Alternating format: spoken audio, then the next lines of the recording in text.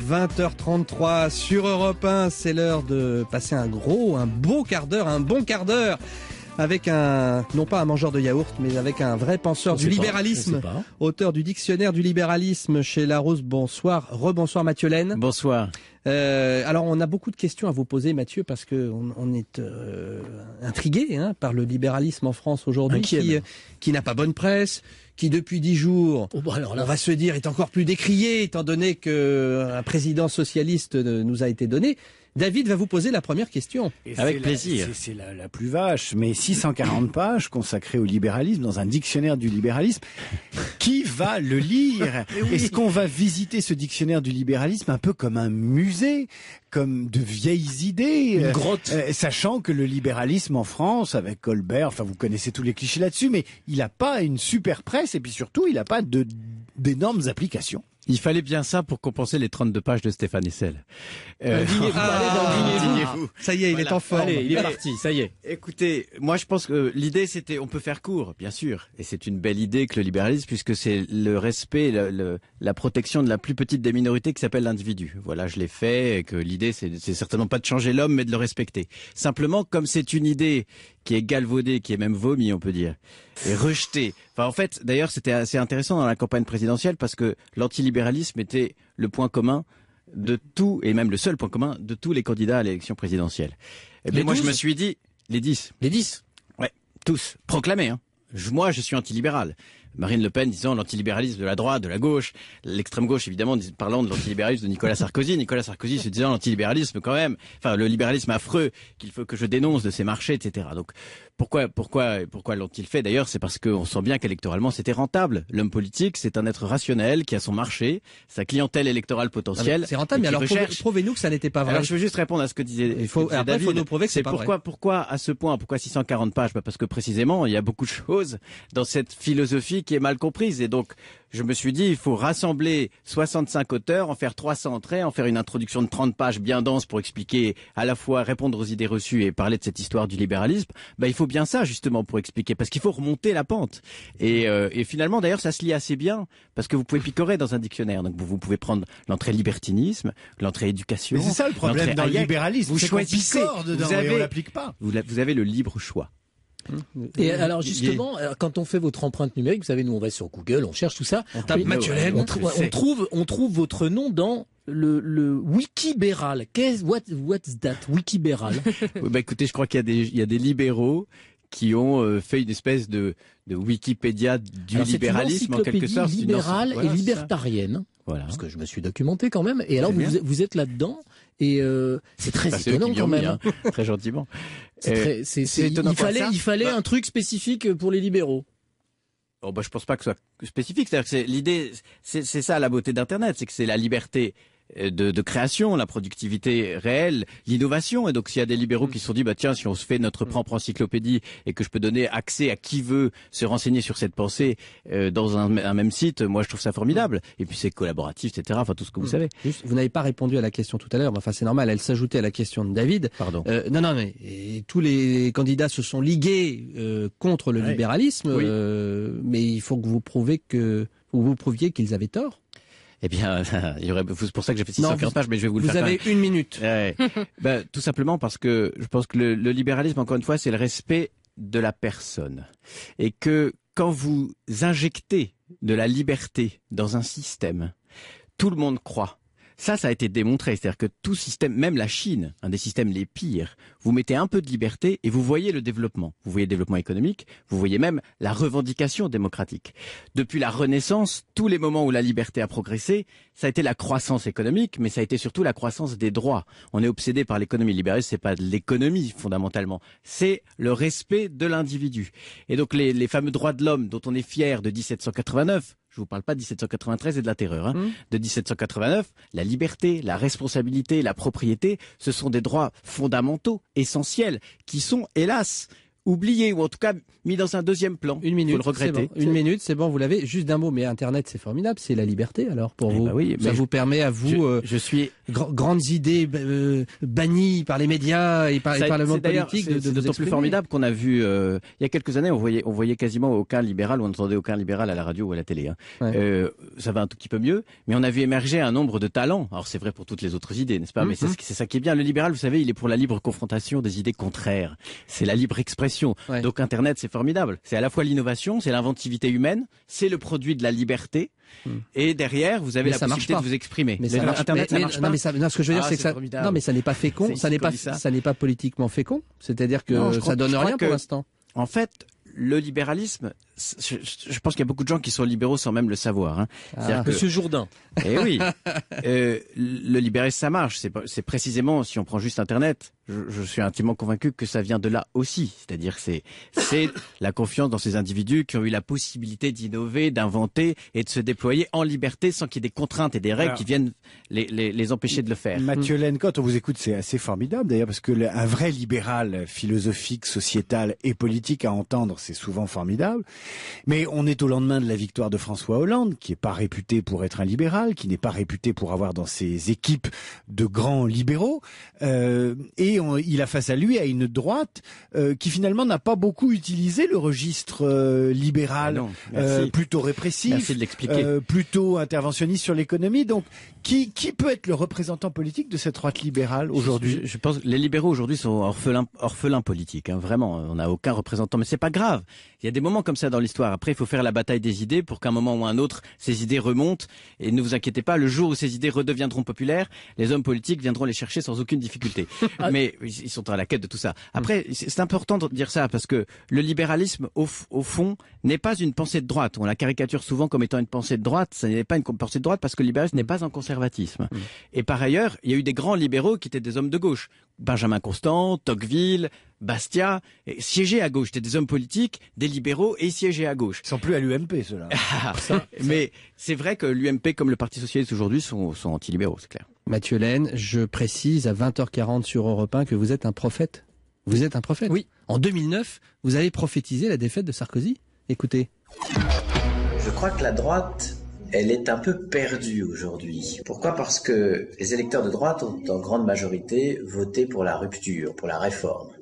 Je pense, moi, que le peuple de droite est déçu et qu'il attend d'un chef comme Nicolas Sarkozy, d'un leader, qu'il puisse dire non à un certain nombre de personnes et qu'il puisse tenir un grand nombre de ses promesses dans son ambition de réforme. C'est pas le cas aujourd'hui. Il a encore un demi-mandat pour nous convaincre qu'en réalité c'était bien le Sarkozy réformiste pour lequel on a voté.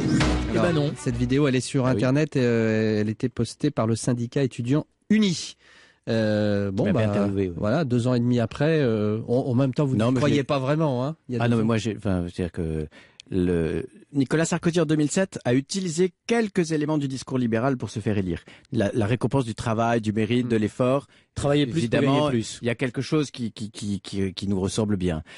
Cependant, c'est un interventionniste primaire. Donc, on l'a bien vu en tout. Alstom, jusqu'au bout, il a sauvé Alstom. Tentative de sauvetage. Alors évidemment, c'est dans un premier temps, on se dit c'est sain, c'est beau, c'est gentil, mais en réalité, c'est pas comme ça que l'économie fonctionne. C'est-à-dire forcer la main d'une boîte publique pour aller sauver une boîte qui potentiellement est en faillite. Enfin, ça fait de la peine parce que ça entretient des mauvaises idées. Tony Blair, la gauche anglaise, certes, mais pendant l'élection entre ces deux mandats, il y avait l'usine Rover qui était en train de fermer. Et Tony Blair était interpellé. Il a répondu, mais moi je peux pas empêcher cette usine de fermer. Mon job, c'est de créer un système dans lequel ceux qui perdent un emploi vont retrouver un autre. C'était un système libéral, plus libéral que Nicolas Sarkozy, c'est clair. Voilà, deux choses, la droite, année zéro. Ah bah là aujourd'hui ça m'a l'air d'être alors intellectuellement pour un libéral la droite c'est le zéro plat depuis déjà pas mal de temps. Mais au-delà de ça, hélas. Et aujourd'hui on voit la déconfiture. Alors ils font la fausse après ils font la fausse alliance pour les législatives, mais c'est intéressant à la limite. Moi je prends les faits comme ils viennent. Vous voyez, comme je suis pas partisan puisque on me donne pas la possibilité de l'être puisque j'ai pas de candidat. Vous êtes en deuil politique depuis que Madeleine s'est retiré de la vie politique. Mais même pas. Je pense que je suis un vrai orphelin politique. Mais je vais répondre pas la valise quand même. Orphelin de Madeleine. Ouais, mais c'est plus compliqué que ça. Mathieu Laine. Mais est-ce que ça peut être incarné par d'autres gens que Madeleine? J'ai pas envie qu'on réduise. Je l'aime beaucoup, il est très gentil et tout ça, mais oui, on demande des nouvelles de lui. sur Twitter. Il est chroniqueur à la télévision sur BFM TV. C'est un garçon intelligent de grande évidence. C'est un peu une sorte de parrain ou de grand-oncle ou de grand-père, comme vous voulez, qui a encore beaucoup à la fois le sens de la formule et une vraie compréhension du monde, qui a compris avant beaucoup de gens que le monde ne devait pas s'opposer entre la droite et la gauche, mais sur un autre axe qui était confiance dans l'État, confiance dans l'individu. Et s'il nous entend, tant mieux, mais je pense que... Non mais il est pas mort, hein, mais je suis bien d'accord, c'est pour ça que je lui parle en disant s'il nous entend. Mais si vous voulez, il faut pas non plus réduire l'avenir du libéralisme politique à Alain Madelin, qui a quand même son âge et son truc. Donc, mais c'est qui alors? Mais c'est Mathieu Laine, l'avenir. Mais pas du tout, parce que moi je suis pas candidat. Mais aujourd'hui, je pense qu'il faut avant tout faire la bataille des idées. Et il faut la mener différemment de ce qui a été fait auparavant. Mais il faut pousser ses vraies idées. Mais ça, c'est des hommes qu'il faut les pousser, la bataille des idées. Mais ils sont où? Et vous inquiétez pas qu'un jour ou l'autre, il y a des hommes politiques, si on a gagné la bataille des idées, qui vont venir. Un petit exemple, Margaret Thatcher, bon, évidemment, c'est le mauvais exemple en France, c'est affreux, quelle horreur. Pourtant, qu'est-ce qu'elle a fait de bien à son pays? Eh bien, ce sont des intellectuels, l'Institute of Economic Affairs, qui ont travaillé pendant 20 ans, poussé les idées, etc. Et l'Angleterre était dans un état hyper syndiqué, une fiscalisation à 85% au taux marginal, etc. Presque ce que va nous faire peut-être notre président actuel. Mais un jour ou l'autre, Margaret Thatcher, qui n'était pas connue, est venue voir ces intellectuels en disant « ce que vous portez là, ça m'intéresse ». C'est intéressant de voir le politique est venu aux idées, qui avait déjà travaillé. Et donc travaillons sur le monde des idées, et un jour ou l'autre, vous verrez que nous serons, nous libéraux, incarnés par quelqu'un qui portera le message. Effectivement, une bonne cure d'opposition, 5 ou 10 ans, c'est là que les idées pourront sans doute fermenter à droite. Oui, puis moi j'appelle vraiment François Hollande, qui est dans une circonstance où les marges de manœuvre sont de plus en plus étroites, et la France est en faillite, c'est plus qu'une évidence. Et avec un taux de dépenses publiques record et une fiscalité record, à revoir assez vite ses promesses. C'est bien quand un homme politique fait de mauvaises promesses, on peut lui souhaiter qu'il ne tienne pas ses promesses. Quand vous l'appelez comme ça, est-ce que vous êtes sûr qu'il peut vous L'ouverture jusqu'à Mathieu Laine, ça va être dur quand même, à mon avis. Hein. Oh, ben ça, on ne sait jamais. Encore une fois, il y a eu des grands réformateurs libéraux de gauche à l'étranger, Canada, etc. Une question. Une dernière question. Une question où vous allez prendre votre pied là. Oui, parce que c'est un cas d'école. Moi j'aime bien ça. C'est un cas d'école d'actualité.